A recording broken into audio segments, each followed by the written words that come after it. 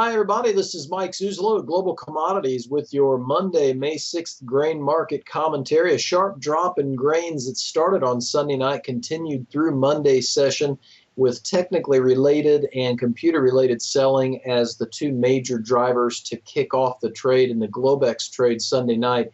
And then we went into more of a planting progress mindset, it would seem, and weaker demand mindset, as it would seem, on Monday's trade. Pre-report trade estimates from the news wires about U.S. ending stocks starting to be released over the weekend, showing an average of about 2 million bushels for 2013 corn carryover.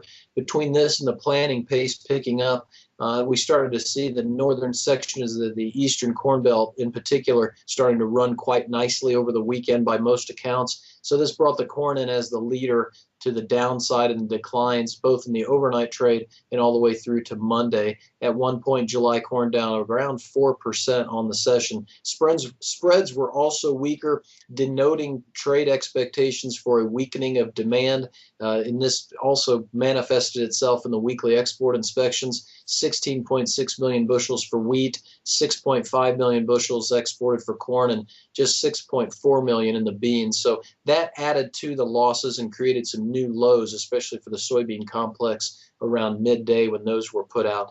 Initially, the beans were able to hold off the bears in the session heading into Monday morning's trade, but by midday, beans had a really tough time and fell with the feed grains. Wheat did fall in sympathy with the corn, also reportedly due to weather forecasts calling for better precip, chances for the hard red wheat belt later in the week. I'd say technically and fundamentally, if prices are going to recover and rather quickly, and that's what we would really need technically, in my opinion, I'd be looking for the wheat to have the best chance, both fundamentally and technically, to do this. Monday afternoon, USDA will release their weekly update on planting progress and wheat crop conditions. Trade expectations over 15% corn planted, 4% beans planted, and a slight improvement in the weekly winter wheat crop conditions. This is Mike Zuzolo. Please remember there is substantial risk of loss in trading futures and options, and the impact of cycles or current events on prices may be already reflected in futures.